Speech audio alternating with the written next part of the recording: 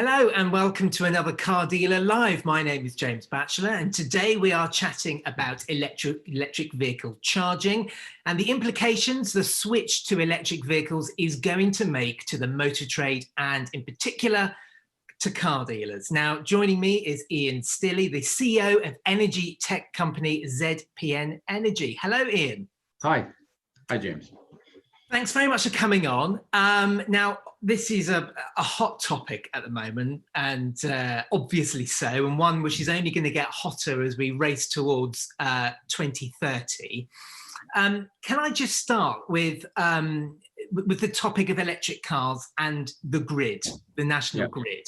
Now, as sales increase, surely there's going to be a strain on the grid here, isn't there? This is one of the biggest issues that everyone's talking about at the moment, the effect on the grid. Is there going to be a way of managing the demand?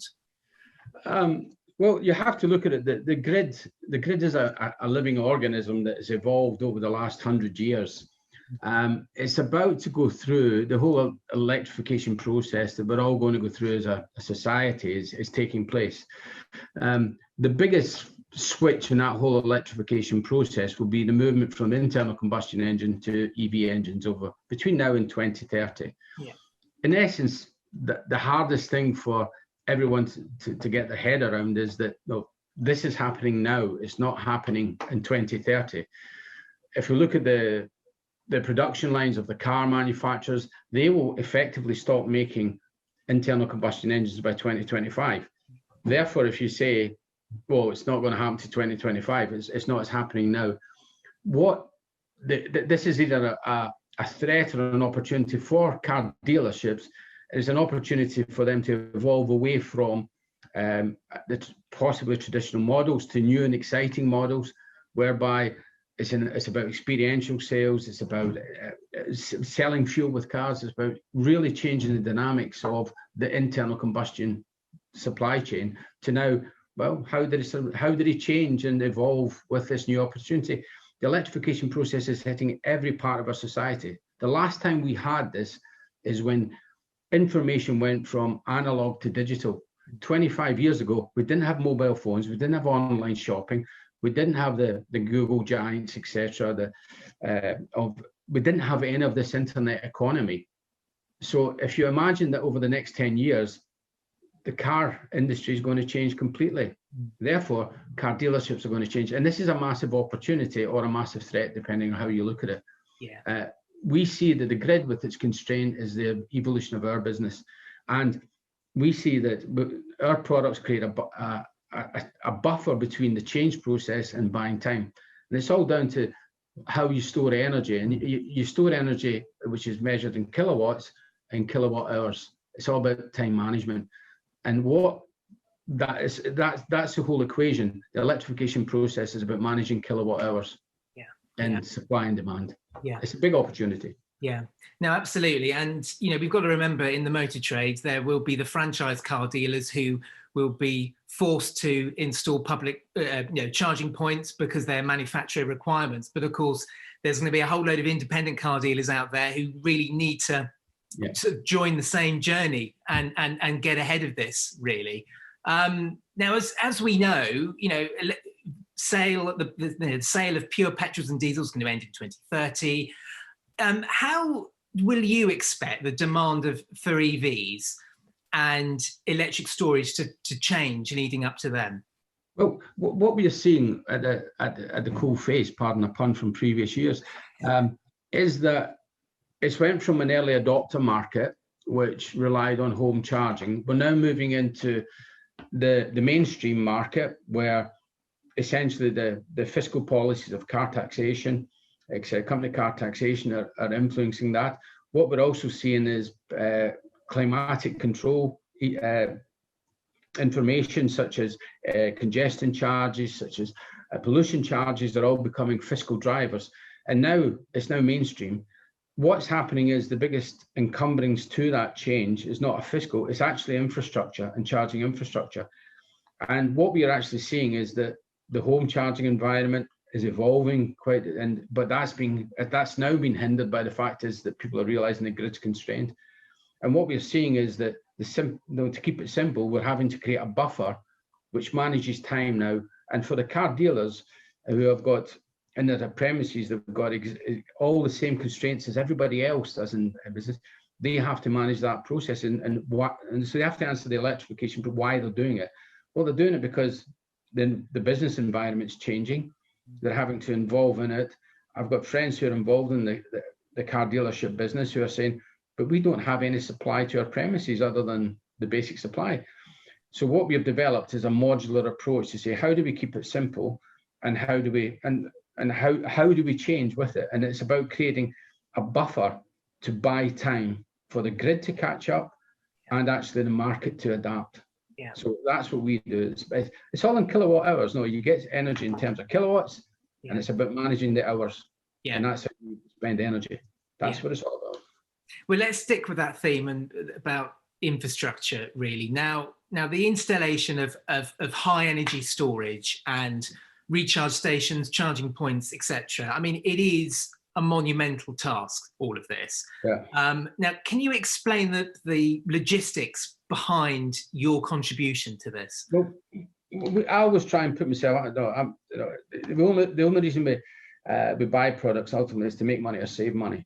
And what we've actually said is that if you're looking at massive infrastructure expansion with the existing grid, you're talking in terms of hundreds of thousands of pounds and possibly millions, depending on where you are.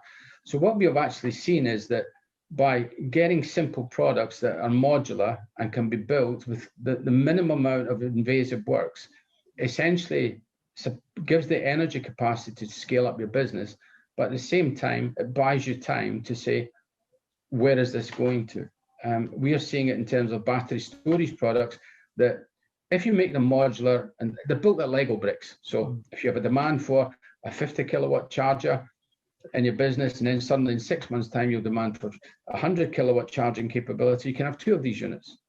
And then if you actually have, and so you evolve it and you just hook them on. There's non-invasive. We actually work on a traditional parking space template of the 4 by 2.5 meters area. So keep it simple, work to what you've got, and actually do the hard work for your customer. And what we do is we supply products that essentially come from the back of the back of a flatbed truck. They're embedded down, they fit on a template of your car parking space, which is standardized. And then we hook up whatever your electricity capability is to do that. Yeah. As your market evolves, you can then look at your grid constraints and stuff like that. But it's about getting in the game, first of all. And we offer a low cost way of doing that. It's not about AC charging linking up to the 7 kilowatts. We don't look at it's all 50 kilowatts and above, which is rapid charging.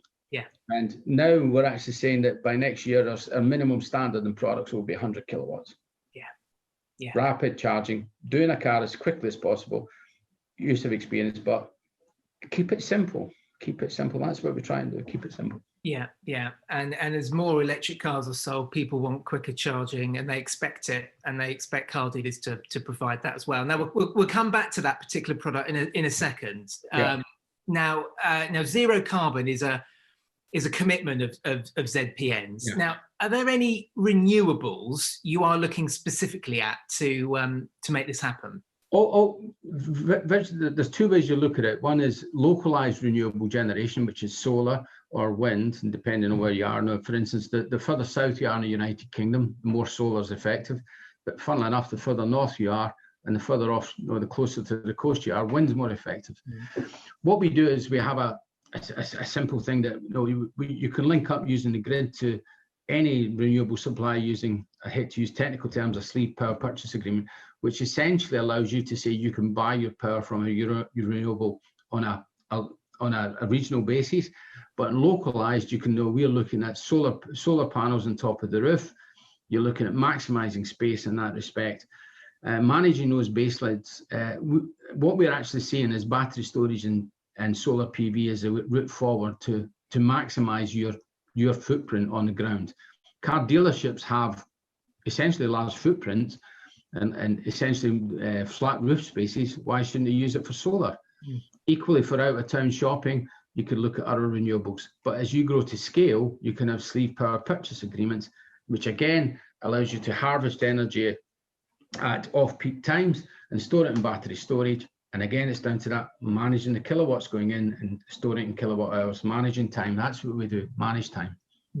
Okay. Now, what's the solution to, what would the solution be if the supply of electricity, becomes limited and doesn't meet demands?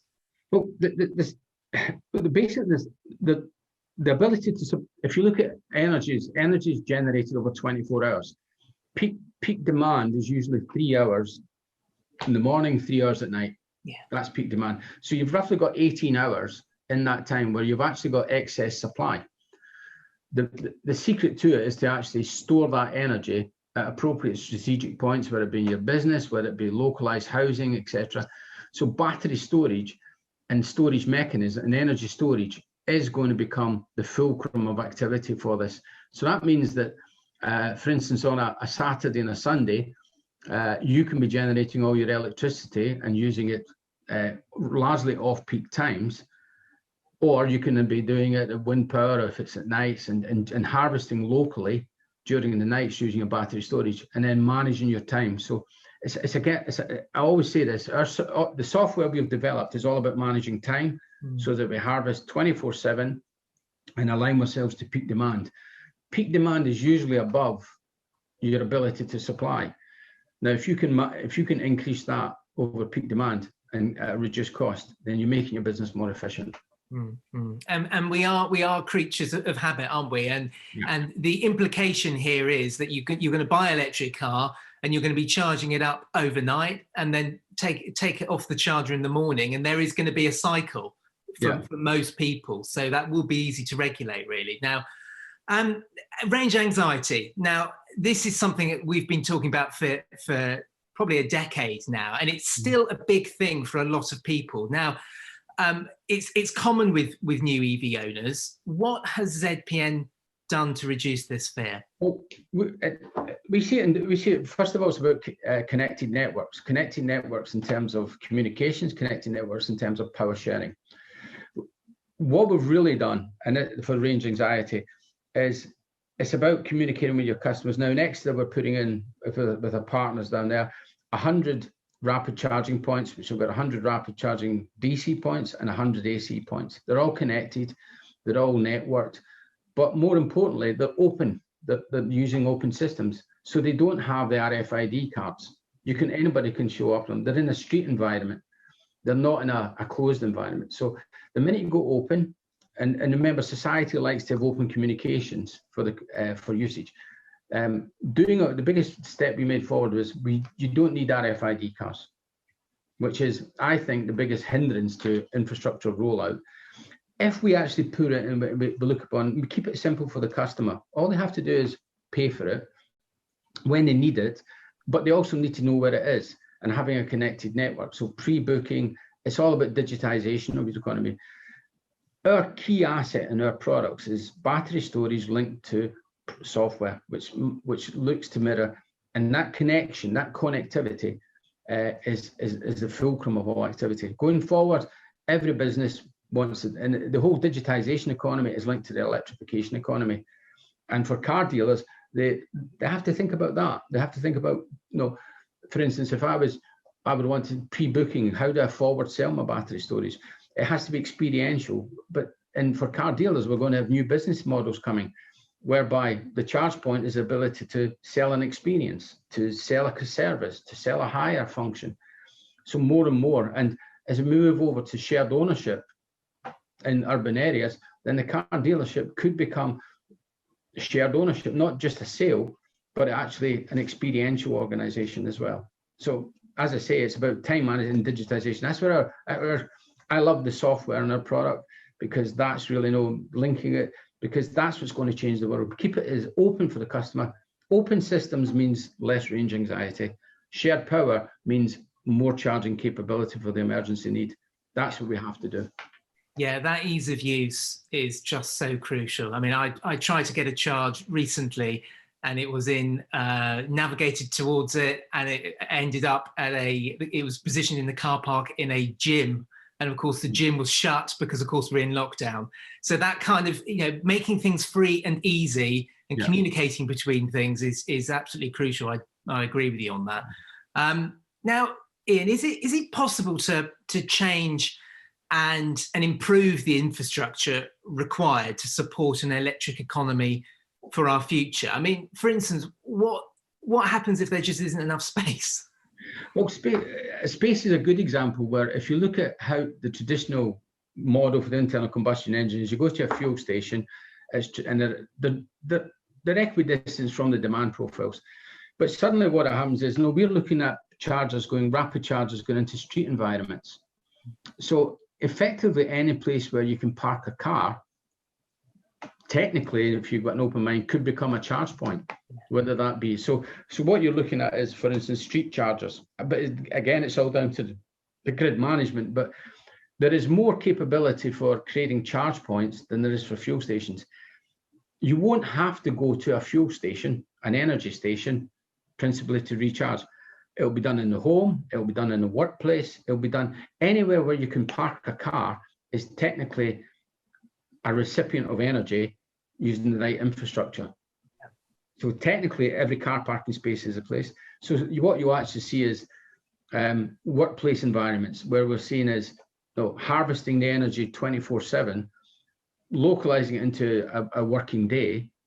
Or what you can have is you can have supermarkets who generally, or retail establishments where the car is charged then. Or you can have where the cafes, which will have the connection points like hotspots for commercial transactions where you have your coffee meeting, but suddenly becomes your charge point, your rapid charging point. Again, it's all about communications and open systems. Over the next 3 to 5 years, if you look at when the mobile phone came out, the world changed dramatically. We went through, who uses a landline?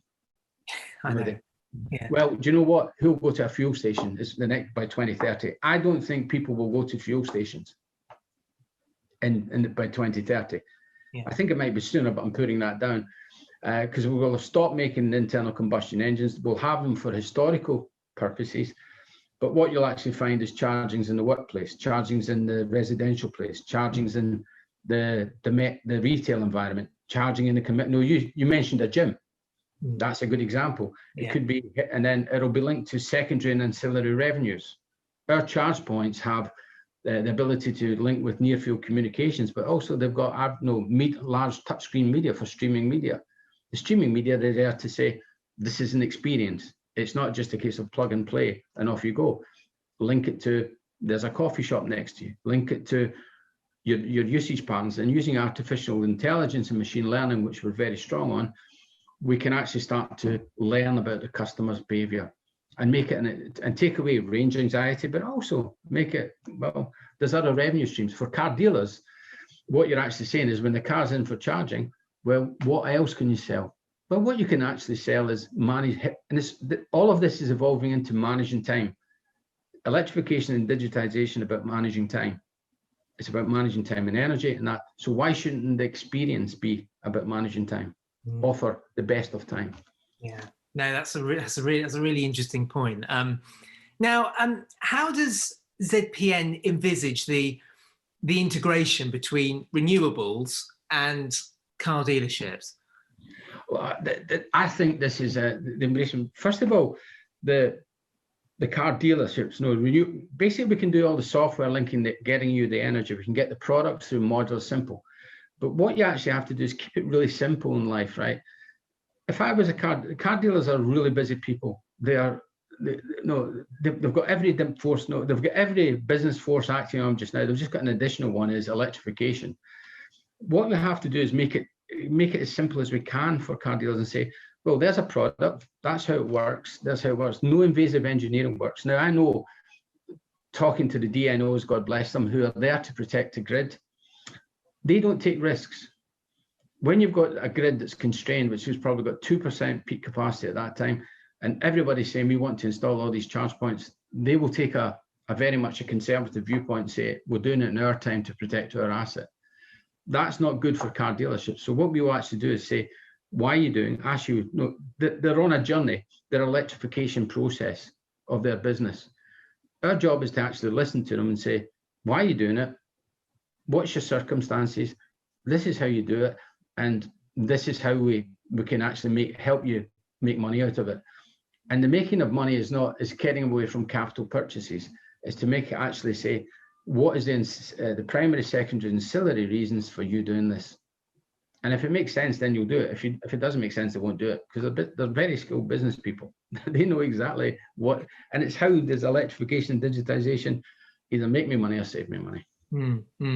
Now there is a simple point here, which is, car dealerships, they've got, well, most of them have got large forecourts, large aprons that run around the side of the showroom. They're landscaped. They're not really designed to be taken up and to install electric car charging. I mean, how easy is it to actually install a charging point or a charging infrastructure? There's two ways you can do it. You can actually look at it and say, we need to upgrade the grid and stuff like that. That's a very difficult, long, drawn-out process. What we've got is we're the only manufacturer of rapid chargers in the UK, specifically. Nobody else manufactures in the UK. What we've actually done is, and I like to think of myself as a small businessman, although I've got guys who are actually thinking globally all the time. What I actually said is, well, how do I make it? Well, actually, make it very simple. Cut down the amount of invasive engineering works. These guys don't want to be digging up car parts. These guys, because they're there, they're essentially they're selling products and services. Mm-hmm. The minute you dig up a car part, you're stopping them making money. So first of all, you come along and say, what is the constraints in your business? Let's build up the Lego brick mentality. Put in a charge point with no invasive works, and then if you do to expand it again, add another Lego brick, add another Lego brick. People get that and say, well, okay, and it comes and it fits into your standard car parking spaces. And then all you have to do is connect up whatever availability of electricity you've got. Remember, peak demand, you've virtually got no extra capacity, but 3/4 of the time you've got extra capacity. Harvest 24/7 and operate your business for the 6 to 8 hours peak demand you've got. Yeah. Then when you're actually past that point, that's when you have to upgrade your electricity. But what we're doing is we're buying time. All the time we're buying time, managing time.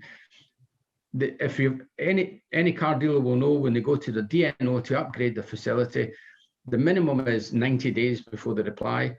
It costs a lot of money, and you know what? You get no asset at the end of it. Mm-hmm.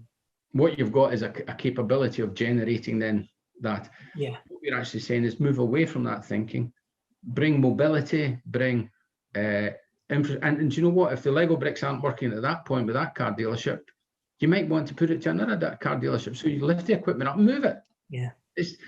And when my engineers came up with that, I thought, wow, that's really easy. And because I can sell it, if it's not working there, it will work somewhere else. So just move it.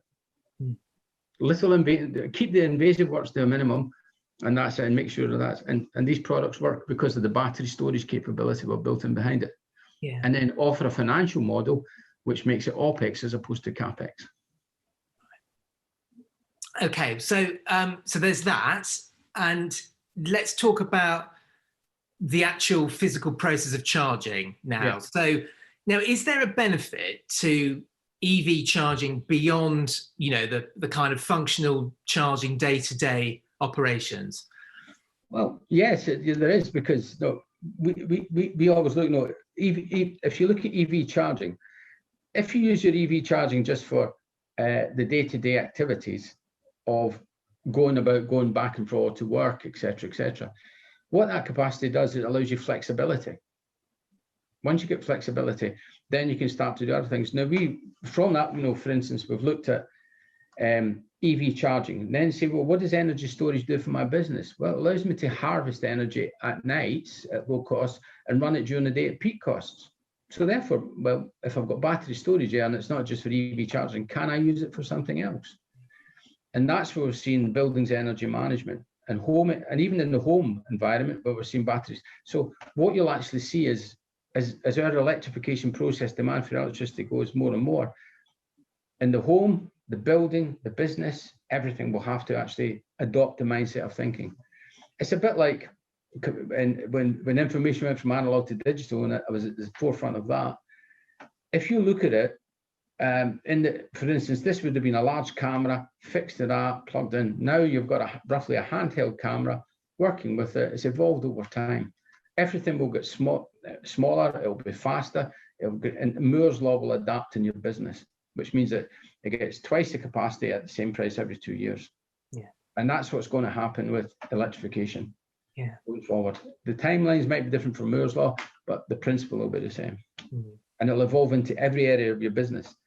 It's just like digitization. You know, when we went from analog to digital information, now nobody prints paper. Yeah. Nobody does any of that. So can you imagine that whole electrification process in your business, in your car, if your hope, no, 20 years time, we don't know. I spend most of my time saying what will it be like in 20 years. Hopefully a lot more fun than it is now.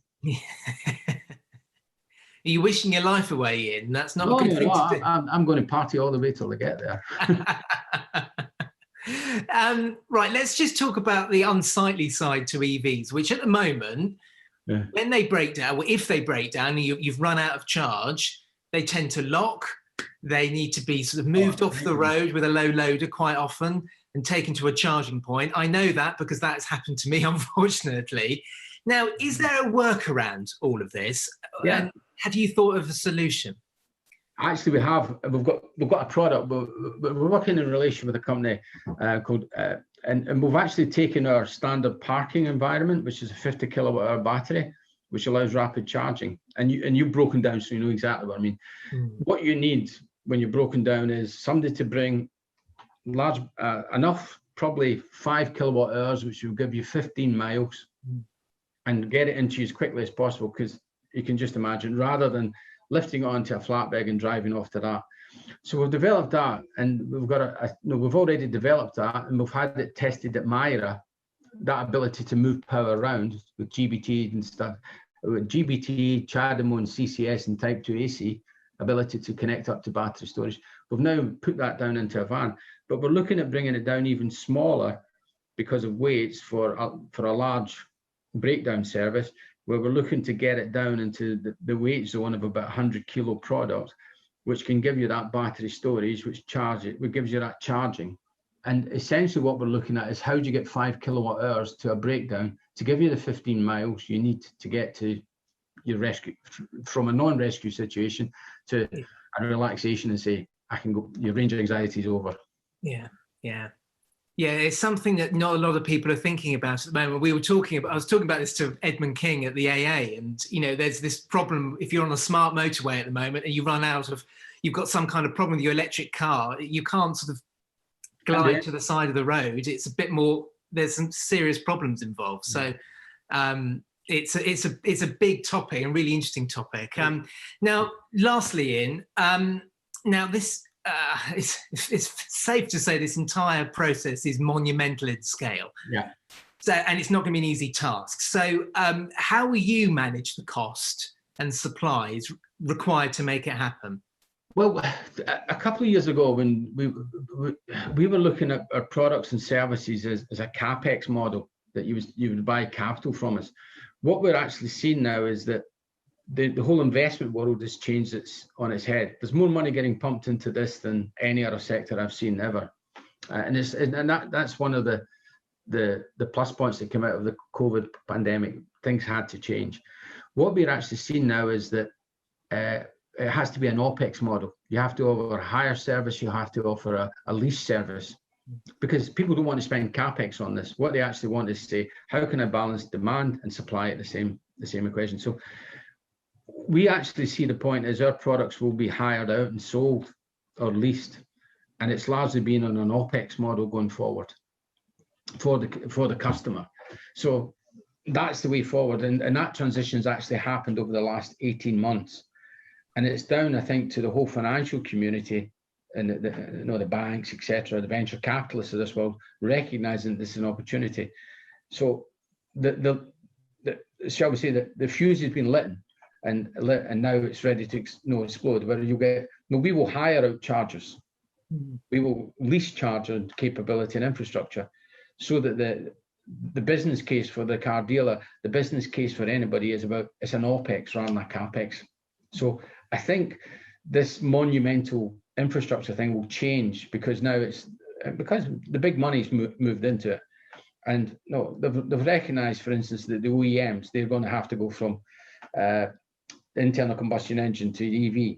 Zero carbon means no fossil fuels. That's what zero carbon really means. That's what people get their head around, really. Wow, that's a major one. Therefore, to enable that, infrastructure has to be put in place. If it's capital led, it can be done. But if it's OPEX led, then suddenly that accelerates the pickup. And we are seeing that. So for our company, I don't see us really selling capital projects much. I think that'll be less than 5% of our revenues. I think it will all be OPEX led. It will all be funded infrastructure. It'll all be that. And that's when that makes it mainstream. And that's what the financial markets make it mainstream. And that has happened. And that's, I think, the blessing that's coming through. And we all know when the early adopters, when it becomes mainstream, when the money flows into it, the infrastructure happens. So I think 2030 is when the government said there's no new ones. I think the OEMs will stop 2025, but I think now the transition between now and 2022 is when you're seeing the mobilization. Think of the mobile phone market, how quickly that established itself. Yeah, that's how quickly this is going to happen. Yeah, and I wouldn't be at all surprised that the current deadline for hybrids is 2035. That comes to 2030, and and everything stops at 2030. It's got to happen, really, hasn't it? Yeah. Ian, absolutely fascinating. Thank you so much for coming on. Some really interesting conversations there. Thank you. Yeah, and all I can say is delighted to speak to you. And do you know what? We're friends of the car dealers, no. We're in the same game. Yes. We're in the same game. We're all electrification, digitization. It's the future. It is. Absolutely. Couldn't put it better myself. Ian, for today, thank you so much for coming on. Okay. Cheers. Thanks. So that's it for today's show. Until next time, thanks very much for watching, and goodbye.